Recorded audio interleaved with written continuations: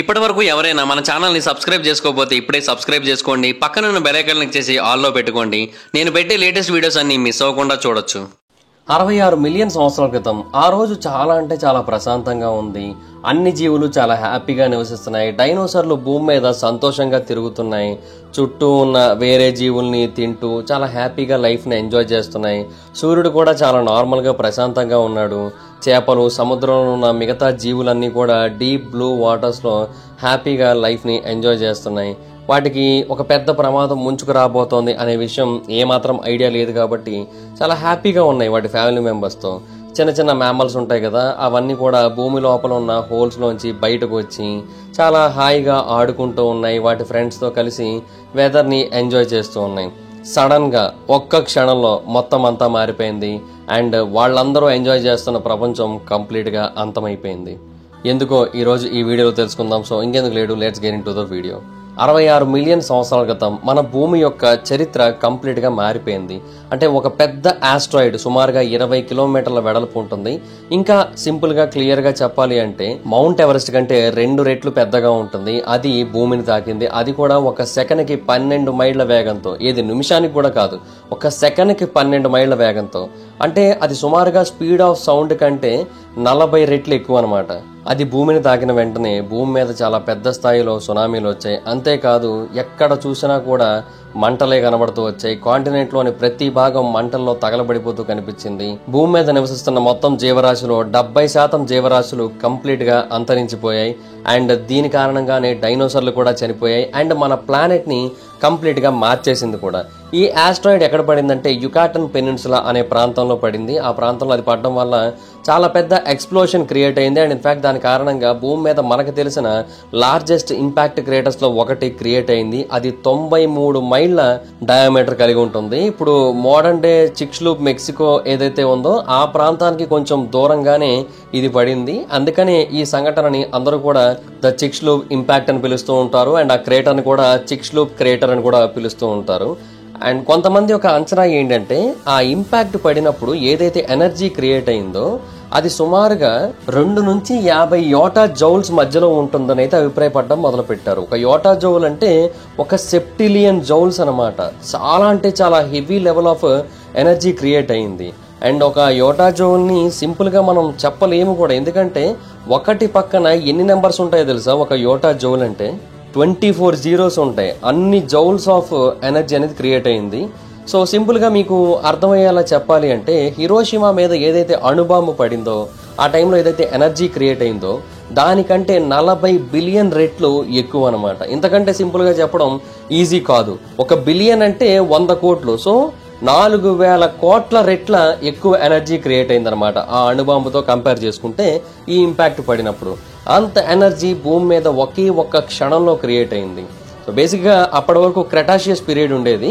అది సుమారుగా 80 మిలియన్ సంవత్సరాల వరకు ఉందన్నమాట. అంటే 145 మిలియన్ ఇయర్స్ క్రితం నుంచి 66 మిలియన్ ఇయర్స్ క్రితం వరకు ఆ క్రెటాషియస్ పీరియడ్ అయితే ఉండేది. బట్ ఎప్పుడైతే ఈ ఆస్ట్రాయిడ్ భూమిని తాకిందో ఆ ఎరా కంప్లీట్గా అంతరించిపోయింది. హలో గైస్, మీరు ఇప్పుడు సంపాదిస్తున్న దానికంటే ఎక్స్ట్రా ఇన్కమ్ని సంపాదించాలనుకుంటున్నారా? అయితే మీకున్న బెస్ట్ ఆప్షన్ స్టాక్ మార్కెట్లో ఇన్వెస్ట్ చేయడం.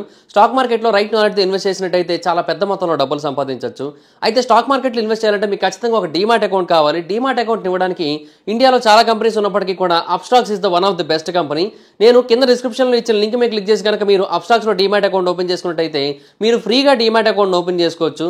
ఇప్పుడే ఆ లింక్ మీద క్లిక్ చేసి అప్స్టాక్స్లో ఫ్రీగా డీమాట్ అకౌంట్ ఓపెన్ చేసుకోండి. మీ యొక్క స్టాక్ మార్కెట్ ఇన్వెస్ట్మెంట్ జర్నీని స్టార్ట్ చేయండి. ఇందులో లాభాలు ఉంటాయి, నష్టాలు ఉంటాయి, గమనించగలరు. అండ్ ఒక కొత్త ఎరా క్రియేట్ అయింది. అండ్ ఆ ఎరా ఎలాంటిదంటే కంప్లీట్గా చావులతోనే మొదలైంది, డిస్ట్రక్షన్తో మొదలైంది, పెద్ద పెద్ద క్రేటర్స్ ఫామ్ అవడంతో మొదలైంది, అడవులు తగలబడిపోవడంతో మొదలైంది, డైనోసార్లు అంతరించిపోవడంతో మొదలైంది. ఈ చిక్స్లూప్ ఇంపాక్ట్ ఏదైతే అక్కడ పడిందో దాని కారణంగా కొత్త జీవరాశులు కూడా ఫామ్ అవడం మొదలు పెట్టాయి. అంటే ఆ బ్లాస్ట్ ఎంత ఎక్స్ట్రీమ్ లెవెల్లో జరిగింది అంటే అవన్నీ కూడా ఒక్కసారిగా గాల్లోకి ఎగిరాయి. అంటే ఆ రాక్స్ చాలా హై లెవెల్లో మళ్ళీ అవుటర్ స్పేస్లోకి వెళ్ళిపోయాయి భూమి మీద నుంచి. అండ్ దాని కారణంగా మన యొక్క మ్యాగ్నెటిక్ ఫీల్డ్, మన యొక్క ఓజోన్ లేయర్ ఇవన్నీ కూడా చాలా వరకు డిస్టర్బ్ అయ్యాయి. అండ్ అలా పైకి వెళ్ళిన ఆ రాక్స్ ఏవైతే ఉన్నాయో అవన్నీ కూడా మళ్ళీ కిందకి చాలా వేగంతో వచ్చాయి. చాలా అంటే చాలా వేగంతో వచ్చి భూమిని తాకాయి. అలా తాకడం వల్ల ఈ ఇంపాక్ట్ అనేది ఇంకా ఎక్కువైపోయింది. సో ఆ ఆస్ట్రాయిడ్ నుంచి ఏదైతే మెటీరియల్ వచ్చిందో అది కావచ్చు, లేదంటే భూమి నుంచి ఏదైతే మెటీరియల్ వచ్చిందో అది కావచ్చు, ఆ ఒక్క ప్రాంతంలోనే కాకుండా మొత్తం వేరు వేరు ప్రాంతాల మీద పడి వేరు వేరు ప్రాంతాలని ఎఫెక్ట్ చేసాయి. ఒక్కొక్క రాయి ఎంతెంత సైజులో ఉంటుందో తెలుసా? ఒక 30-40 అంతస్తుల బిల్డింగ్ ఎంతైతే ఉంటుందో అంత సైజులో ఉంటుందన్నమాట ఒక్కొక్క రాయి. సో దాన్ని బట్టి మనం అర్థం చేసుకోవచ్చు అది మళ్ళీ వేరే చోట పడినప్పుడు దాని ఇంపాక్ట్ ఎలా ఉంటుందో. సో ఇలాగ ఎన్నో ప్రాంతాలలో ఇవన్నీ పడేసరికి చాలా డిజాస్టర్స్ కాన్సిక్వెన్స్ అయితే క్రియేట్ అయ్యాయి. అండ్ ఒక మెగా సునామీ క్రియేట్ అయింది ఇమీడియట్ గా. అది 330 అడుగుల ఎత్తుకైతే చేరుకుంది ఆ టైంలో. అండ్ ఇది మెక్సికో, టెక్సాస్, ఫ్లోరిడా అన్ని ప్రాంతాలని కూడా కంప్లీట్ గా ముంచేయడం జరిగింది. ఇక్కడ లక్కీయెస్ట్ పార్ట్ ఏంటంటే గల్ఫ్ ఆఫ్ మెక్సికోలో ఉన్న వాటర్ ఏదైతే ఉంటుందో అది చాలా షాలోగా ఉంటుంది. ఒకవేళ ఆస్ట్రాయిడ్ గనక పసిఫిక్ ఓషన్ ని గనక ఢీకొట్టినట్టయితే అప్పుడు సుమారుగా సునామీ 5 కిలోమీటర్ల ఎత్తు వరకు వస్తుందంట.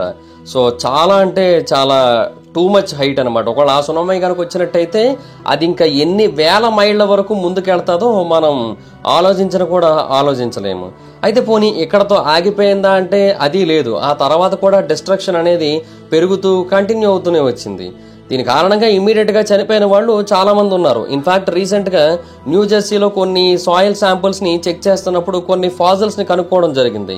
ఆ ప్రాంతం ఇంపాక్ట్ సైట్ కి సుమారుగా 5,000 కిలోమీటర్ల డిస్టెన్స్ లో ఉంది. బట్ ఆ ప్రాంతంలో వాళ్ళు కూడా ఇమీడియట్ గా చనిపోయారు అనమాట. సో ఇమీడియట్ గానే ఒక పెద్ద మాస్ ఎక్స్టింక్షన్ అనేది జరిగింది. కొన్ని మిలియన్స్ ఆఫ్ స్పీసెస్ చనిపోవడం జరిగింది. అయితే డైనోసార్ల విషయానికి వచ్చినట్టయితే అవి ఇమీడియట్ గా చనిపోయాయా లేదంటే కొన్ని వారాలు టైం పట్టి ఆ తర్వాత చనిపోయాయా అనేది ఎవరికి తెలియదు. బట్ డెఫినెట్ గా డైనోసార్స్ అయితే ఈ ఇన్సిడెంట్ కారణంగానే చనిపోయాయి. అంటే ఆస్ట్రాయిడ్ భూమిని తాకినప్పుడు అది భూమి లోపల చాలా లోతు వరకు వెళ్ళింది దాని యొక్క ఇంపాక్ట్. అండ్ ఒక క్షణం తర్వాత super heated dust, ash, steam ఇవన్నీ కూడా కంప్లీట్ గా బయటకు రిలీజ్ అయ్యాయి కదా. అవన్నీ కూడా ఆ క్రేటర్ నుంచి బయటకు వచ్చాయి. దీన్ని ఎజెక్టా అని పిలుస్తారనమాట. సో అవి ఎర్త్ యొక్క అట్మాస్ఫియర్ లోకి వెళ్ళిపోయాయి. అండ్ ఏదైతే ఇంపాక్ట్ సైట్ ఉందో అక్కడ ఉన్న రాక్స్ లో చాలా పెద్ద స్థాయిలో సల్ఫర్ ఉంది. ఈ సల్ఫర్ అనేది ఇమీడియట్ గా వేపరైజ్ అయింది. సో దానివల్ల మొత్తం సర్ఫేస్ అంతా కూడా ఒక సల్ఫేట్ హేజ్ అనేది క్రియేట్ అయ్యి స్ప్రెడ్ అయిపోవడం మొదలు పెట్టింది. సో దీనివల్ల భూమి మీద కొన్ని ఏళ్ల పాటు ఎన్విరాన్మెంటల్ కండిషన్స్ అనేవి చాలా వరస్ట్ గా మారిపోయాయి. అంటే భూమి మీద ఉన్న జీవరాశులు ఊపిరి ఆడక సఫకేట్ అయిపోయాయి. అలా కూడా చాలా వరకు చనిపోవడం జరిగింది. అండ్ ఆ టైంలో ఏదైతే సిచ్యువేషన్ క్రియేట్ అయిందో దాన్ని ఇంపాక్ట్ వింటర్ అంటారు అనమాట. అంటే డస్ట్, యాష్, ఈ సల్ఫర్ హేజ్ ఈ మూడు కూడా అట్మాస్ఫియర్ లోకి వచ్చేసి సూర్యుడిని కంప్లీట్ గా బ్లాక్ చేసేసి సుమారుగా 10 సంవత్సరాల పాటు వింటర్ ని కంటిన్యూ అయ్యేలా చేసాయి. సో 10 సంవత్సరాల పాటు వింటర్ కంటిన్యూ అయినట్టయితే ఇంకా సన్లైట్ లేకపోయినట్టయితే ఫోటోసింథసిస్ ఎక్కడ జరుగుతుంది?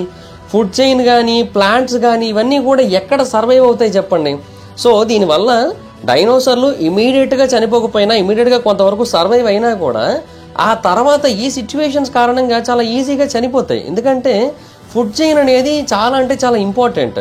అది లేకపోయినట్టయితే ఎవరు సర్వైవ్ కాలేరు. యానిమల్స్ కావచ్చు లేదంటే మనుషులు కావచ్చు ఎవరైనా సరే. సో మనకు అనిపిస్తూ ఉంటది ఎవ్రీ ఇయర్ వింటర్ వస్తుంది అండ్ ఒక 3-4 నెలల పాటు ఉంటుంది. ఆ టైంలో ఎవరు చనిపోరు కదా, మరి అప్పుడు మాత్రం ఎందుకని ఇవన్నీ కూడా చనిపోయాయి అంటే ఇది చెప్తున్నాను ఒక దశాబ్దం పాటు ఉంది. సో సూర్యుడు లేడు, సూర్యుడు లేకపోయినట్టయితే అసలు లైట్ అనేది లేదు. సో ప్లాంట్స్ ఏవి కూడా పెరగలేదు, మొత్తం అన్ని కూడా చనిపోయాయి. యానిమల్స్ ఏమో ప్లాంట్స్ లేకపోతే చనిపోతాయి. చిన్న చిన్న జీవులు చనిపోతే వాటిని తినడానికి లేక పెద్ద పెద్ద జీవులన్నీ చనిపోతాయి.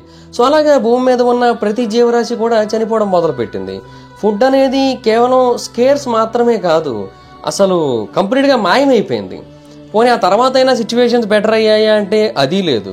ఈ ఇంపాక్ట్ కారణంగా తర్వాత మళ్ళీ వేరు ఇంపాక్ట్స్ కారణంగా భూమి మీద ఉన్న ఎన్నో అగ్ని పర్వతాలు కంప్లీట్ గా బ్లాస్ట్ అయిపోయి వాటి నుంచి పార్టికల్స్, వాటి నుంచి గ్యాసెస్ కూడా కంప్లీట్ గా ఎర్త్ యొక్క క్లైమేట్ లోకి ఎంటర్ అయిపోయాయి.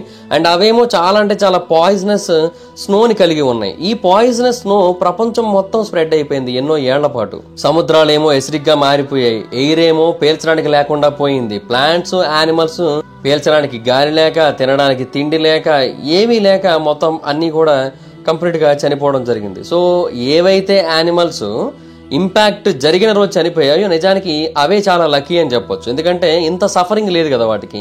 డైరెక్ట్ అటాక్, సింగిల్ స్ట్రోక్ లో చచ్చిపోయి. వీటికి అలా కాదు, నరకం అనుభవించి చచ్చిపోయారు అనమాట. అంటే ప్రకృతి వీటి మీదే యాక్చువల్ గా రివెంజ్ తీర్చుకున్నట్టు మిగతా యానిమల్స్ తో కంపేర్ చేసినట్టయితే. అయితే ఆ తర్వాత మెల్లిమెల్లిగా వెదర్ కొంచెం వేడెక్కడం మొదలుపెట్టింది. ఈ వాల్కనోస్ కార్బన్ డైఆక్సైడ్ని కూడా బయటకు రిలీజ్ చేసాయి. సో వన్స్ ఇంపాక్ట్ పార్టికల్స్ అన్నీ కూడా ఎవాపరేట్ అయిపోయిన తర్వాత అట్మాస్ఫియర్ నుంచి CO2 అనేది మిగిలింది. సో ఈ CO2 కారణంగా ఆబ్వియస్లీ కొన్ని గ్రీన్ హౌస్ ఎఫెక్ట్స్, దీని కారణంగా ఒక గ్రీన్ హౌస్ ఎఫెక్ట్ అనేది క్రియేట్ అయింది. సో ఆటోమేటిక్గా ప్లానెట్ మళ్ళీ వేడెక్కడం మొదలుపెట్టింది. అండ్ ఈ లైఫ్ ఫామ్స్ ఏవైతే కొన్ని ఆల్రెడీ బతికి ఉన్నాయో అవన్నీ కూడా మెల్లిమెల్లిగా సర్ఫేస్ మీదకి రావడం మొదలుపెట్టాయి. అంటే కొన్ని జీవరాశులు అప్పట్లో భూమి లోపలికి వెళ్ళిపోయి బ్రతికాయి అనమాట. అంటే భూమి లోపలికంటే మరీ మధ్యలోకని కాదు. కొన్ని జీవులు ఏంటంటే ఆ మట్టి కింద దాక్కొని అక్కడ ఆ ప్రాంతంలో తిరుగుతున్న చిన్న చిన్న పురుగులు లాంటివి తింటూ అలాగే బ్రతికి, అండ్ కొన్ని మొక్కలు కూడా ఆ ప్రాంతంలో సర్వైవ్ అయ్యేవి, వాటిని తింటూ అలాగే కొన్ని యానిమల్స్ బతికాయి అనమాట. అలాగ బ్రతికిన ఆ జీవులన్నీ కూడా మెల్లిమెల్లిగా బయటికి రావడం మొదలుపెట్టాయి. కొన్ని యానిమల్స్ ఏంటంటే వాటి బాడీ నుంచి ఓన్ హీట్ని జనరేట్ చేయగలుగుతూ ఉంటాయి, వాటికి సర్వైవల్ ఛాన్స్ ఎక్కువైంది. కొన్ని యానిమల్స్కి ఏంటంటే వాటి బాడీ నుంచి ఓన్ హీట్ని జనరేట్ చేయలేవు, వాటి యొక్క సర్వైవల్ ఛాన్స్ కొంచెం తక్కువ ఉండేది. బట్ ఈ వార్మింగ్ పీరియడ్ టైంలో ప్రపంచం మొత్తంగా కొన్ని కొత్త ఫెర్టైల్ హ్యాబిటేట్స్ అనేవి క్రియేట్ అవ్వడం మొదలుపెట్టాయి అనమాట. అంటే ఏవైతే జీవరాశులు సర్వైవ్ అయ్యాయో ఆ జీవరాశుల నుంచి కొత్త జీవరాశులు పుట్టడం మొదలుపెట్టాయి. సో ఈ కొత్త ఎర్త్ చాలా డిఫరెంట్గా ఉంది అంతకుముందుతో కంపేర్ చేసుకుంటే. అంటే అంతకుముందు డైనోసర్స్, ప్రెడేటరీ బర్డ్స్, రెప్టైల్స్ ఇవి ఎక్కువగా ఉండి ఇవే ఫుడ్ చైన్ ఎక్కువగా డామినేట్ చేసేవి. బట్ ఇప్పుడు సిచ్యువేషన్ అలా లేదు. మ్యామల్స్ అనేవి పెరుగుతున్నాయి, చాలా హ్యాపీగా నివసిస్తున్నాయి. సో ఫైనల్గా ఈ రోజు మనం ఏదైతే ఎర్త్ వెర్షన్ని చూస్తున్నామో అది మొదలైందనమాట. అప్పుడు ఫైనల్గా ఈ చిక్స్లూప్ ఇంపాక్ట్ గురించి ఎన్నో దశాబ్దాలుగా థియరీస్ ఉన్నప్పటికీ కూడా దాని గురించి రీసెంట్గానే కనుక్కున్నారు. 1978లో జియోఫిజిసిస్ట్ అయిన గ్లెన్ పిన్ఫీల్డ్ అనే ఒక పర్సన్, అలాగే ఆంటోనియో కమార్గో అనే ఒక పర్సన్, వీళ్ళిద్దరూ కూడా మెక్సికన్ ఆయిల్ కంపెనీ తరపున పనిచేస్తున్నారు. వాళ్ళు పనిచేస్తున్న కంపెనీ పేరు పెమెక్స్. సో దాంట్లో భాగంగా వాళ్ళు ఒక ఎయిర్ బోర్న్ మ్యాగ్నెటిక్ సర్వే చేస్తున్నారు గల్ఫ్ ఆఫ్ మెక్సికో దగ్గర. సో అలా చేస్తున్న టైంలో వాళ్ళు ఏంటంటే ఆయిల్ డ్రిల్లింగ్కి ఏది పాసిబుల్ లొకేషనో తెలుసుకుందామని స్టడీ చేస్తున్నారు. అయితే ఆ టైంలో వాళ్ళకి ఒక పర్టికులర్ ప్రాంతంలో ఆన్ షోర్ గ్రావిటీ అనామలీస్ కనిపించాయి. అది కూడా చాలా పెద్ద స్థాయిలో కనిపించాయి. సో వాటిని చూసినప్పుడు వాళ్ళు కొంచెం ఆశ్చర్యపోయారు. అండ్ ఆ ప్రాంతానికి వెళ్ళి ఇంకొంచెం డీటెయిల్గా స్టడీ చేస్తే చూడడానికి ఒక ఇంపాక్ట్ క్రియేటర్లా కనిపించింది. అండ్ అదే టైంకి నోబెల్ ప్రైజింగ్ విన్నింగ్ జియాలజిస్ట్ అయిన లూయిస్ ఆల్వరెజ్ అనే ఒక పర్సన్ కూడా ఈ ప్రాంతం గురించి స్టడీస్ చేస్తున్నారు. అలాగే అతని యొక్క సన్ అయిన వాల్టర్ కూడా ఈ ప్రాంతంలో ఉన్న సాయిల్లో ఉన్న కెమికల్స్ మీద స్టడీ చేస్తున్నారు.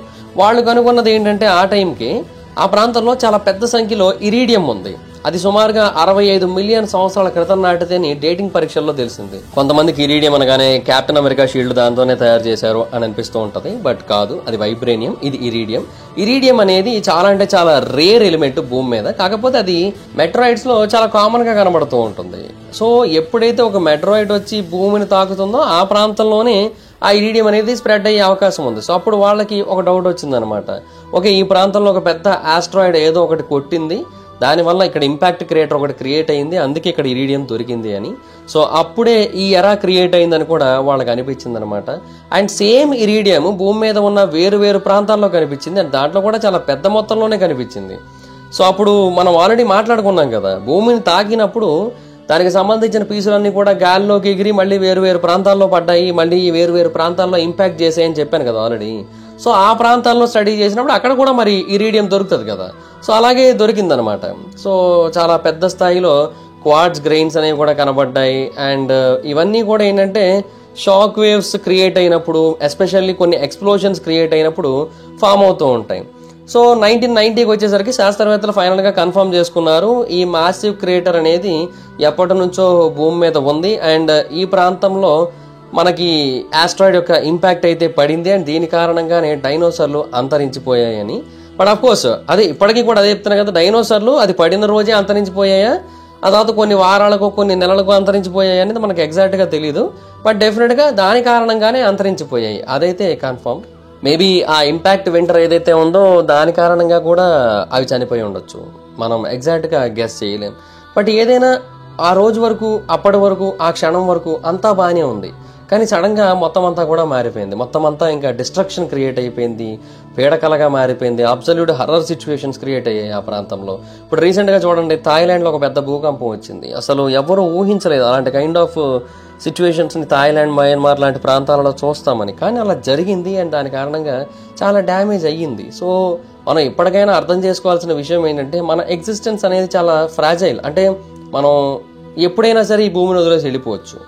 అది మనకి న్యాచురల్గా ఏదో జరగడం వల్ల లేదంటే యాక్సిడెంట్లు అయ్యో అది కాదు నేను చెప్పేది.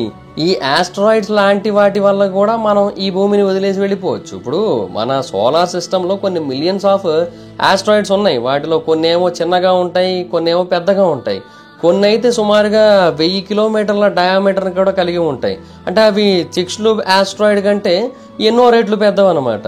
ఇన్ఫ్యాక్ట్ మన సోలార్ సిస్టంలో 1 కిలోమీటర్ కంటే పెద్దగా ఉన్న ఆస్ట్రాయిడ్స్ సుమారుగా 2 మిలియన్ ఉన్నాయంట. 1 కిలోమీటర్ ఉన్న ఆస్ట్రాయిడ్ భూమిని కనుక తాకినట్టయితే ఒక పెద్ద సిటీ కంప్లీట్ గా నాశనం అయిపోద్ది. లైక్ న్యూయార్క్, ముంబై ఇలాంటి సిటీలు కంప్లీట్ గా అంతమైపోతాయి అనమాట. సో ఇలాంటివన్నీ మళ్ళీ జరిగే అవకాశం కూడా ఉంది, అందులో ఎలాంటి డౌట్ లేదు. ఎందుకంటే చరిత్ర మొత్తాన్ని చూసుకుంటే మాస్ ఎక్స్టింక్షన్స్ అనేవి ఎప్పటి నుంచో ఉన్నాయి. 250 మిలియన్ సంవత్సరాల క్రితం ఒక పెద్ద మాస్ ఎక్స్టింక్షన్ జరిగింది. భూమి మీద ఉన్న మొత్తం జీవరాశుల్లో 90% జీవరాశులు అంతరించిపోయాయి ఆ టైంలో.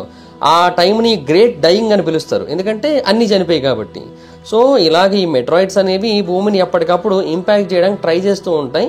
బట్ కొన్నిసార్లు మిస్ అవుతూ ఉంటాయి అనమాట. అంటే కొన్నిసార్లు మనకి దగ్గర వరకు వచ్చి ఆ తర్వాత మిస్ అయిపోయిన సందర్భాలు కూడా ఉన్నాయి.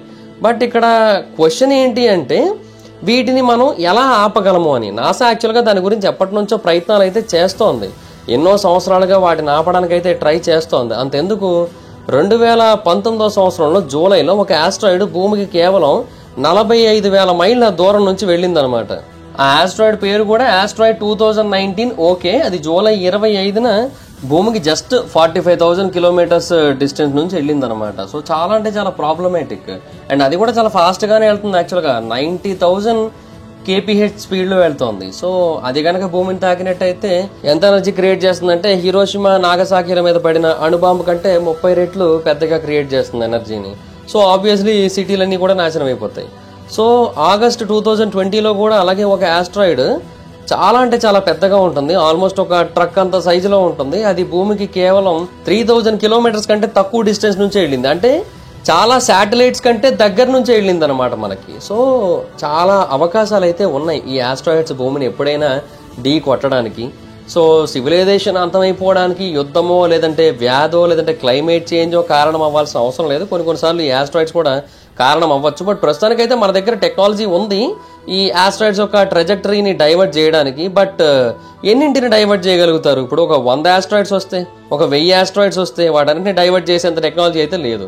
ఏదో ఒక్కదాన్ని చేయడానికి అయితే ఉంది, బట్ అది కూడా చాలా కాస్ట్లీ ప్రాజెక్ట్ అది. అండ్ దానికోసం ప్రపంచంలో ఉన్న అన్ని దేశాలు కూడా సహకరించాల్సి ఉంటుంది. ఎందుకంటే ఇప్పుడు నాసా వాడు నేను డైవర్ట్ చేస్తాను, సరే ఓకే బాగానే ఉంది, బట్ అది పడేది నా మీద కాదు వేరే కంట్రీ మీద పడుతుంది, దాన్ని నేను ఎందుకు డైవర్ట్ చేయాలి? ఇప్పుడు మీరు నాశనం అవ్వకుండా నేనెందుకు డబ్బులు ఖర్చు పెట్టి మరి మిమ్మల్ని కాపాడాలని అడుగుతాడు అప్పుడు. సో అప్పుడు వాళ్ళు కూడా డబ్బులు ఇవ్వాలంటాడు, లేదంటే ప్రపంచం అంతా కలిసి ఒక ప్రాజెక్ట్ చేపట్టాలంటాడు. ఇలాంటివి కూడా జరుగుతూ ఉంటాయి. సో దానివల్ల ఏంటంటే ఎండ్ ఆఫ్ ది డే వీటిని ఆపాలనుకుంటే ఆపచ్చు, బట్ దాని చుట్టూ కూడా పాలిటిక్స్ అయితే చేస్తారు. అది వచ్చిన ప్రాబ్లం. చూద్దాం మరి ఫ్యూచర్లో ఏమవుతుందో. So that's guys, this is the video కనుక మీకు నచ్చినట్టయితే లైక్ చేసి ఈ వీడియోని మీ సోషల్ మీడియా ప్లాట్ఫామ్స్లో షేర్ చేయండి. Like Facebook, WhatsApp, Twitter, Instagram వీటన్నిటిని కూడా షేర్ చేయడానికి అయితే ట్రై చేయండి. ఇప్పటివరకు ఎవరైనా మన ఛానల్ని సబ్స్క్రైబ్ చేసుకోకపోతే ఇప్పుడే సబ్స్క్రైబ్ చేసుకొని పక్కనే ఉన్న బెల్ ఐకాన్ క్లిక్ చేసి ఆల్లో పెట్టుకోండి. నా ఫర్దర్ వీడియోస్ మిస్ అవ్వకుండా చూడొచ్చు. చాలా మంది చూస్తున్నారు కానీ సబ్స్క్రైబ్ చేసుకోవట్లేదు. So please try to subscribe, click the bell icon also. నా ఇన్స్టాగ్రామ్ ఐడి ఎవరిదోసం అయితే నాకు కూడా వచ్చి ఫాలో అవ్వచ్చు. Thank you so much guys. బాబా, meet at next video. Bye bye. Hello guys, మీరు ఇప్పుడు సంపాదిస్తున్న దానికంటే ఎక్స్ట్రా ఇన్కమ్ ని సంపాదించాలనుకుంటున్నారా? అయితే మీకున్న బెస్ట్ ఆప్షన్ స్టాక్ మార్కెట్ లో ఇన్వెస్ట్ చేయడం. స్టాక్ మార్కెట్ లో రైట్ నాలెడ్జ్ ఇన్వెస్ట్ చేసినట్టయితే చాలా పెద్ద మొత్తంలో డబ్బులు సంపాదించవచ్చు. అయితే స్టాక్ మార్కెట్ లో ఇన్వెస్ట్ చేయాలంటే మీకు ఖచ్చితంగా ఒక డీమాట్ అకౌంట్ కావాలి. డీమాట్ అకౌంట్ ఇవ్వడానికి ఇండియాలో చాలా కంపెనీస్ ఉన్నప్పటికీ కూడా Upstox is the one of the best company. నేను కింద డిస్క్రిప్షన్ లో ఇచ్చిన లింక్ మీద క్లిక్ చేసి కనుక మీరు అప్స్టాక్స్ లో డీమాట్ అకౌంట్ ఓపెన్ చేసుకున్నట్టయితే మీరు ఫ్రీగా డీమాట్ అకౌంట్ ఓపెన్ చేసుకోవచ్చు. ఇప్పుడే ఆ లింక్ మీద క్లిక్ చేసి అప్స్టాక్స్ లో ఫ్రీగా డీమాట్ అకౌంట్ ఓపెన్ చేసుకోండి. మీ యొక్క స్టాక్ మార్కెట్ ఇన్వెస్ట్మెంట్ జర్నీని స్టార్ట్ చేయండి. ఇందులో లాభాలు ఉంటాయి, నష్టాలు ఉంటాయి, గమనించగలరు.